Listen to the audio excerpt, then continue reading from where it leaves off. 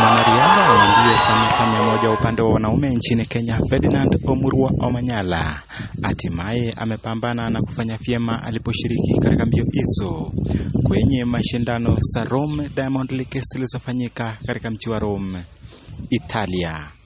Omanyala alitimua mbio hizo kwa mwendo wa kasi mithili ya msongoreli iliyopatikana ikichimbua mahindi shambani, na akahakikisha kwamba amemaliza katika muda na nafasi bora zaidi, jambo lililowafurahisha mamilioni ya mashabiki waliokuwa wakifuatilia mbio hizo.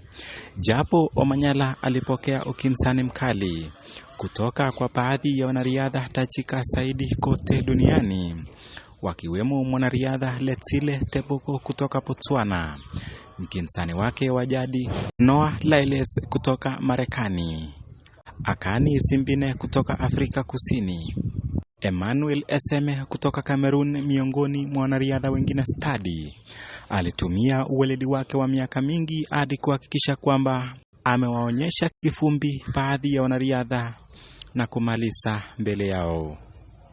Ikumbukwe kwamba Omanyala ni mwanariadha tajika wa mbio za mita 100 kutoka Kenya, ambaye amekuwa akifanya vyema katika mashindano zozote anazoshiriki, na kwa mara nyingi amekuwa akiwanyorosha wanariadha wanaoshindana naye. Ama kweli Ferdinand Omanyala ni papa yao katika mbio hizo za mita 100.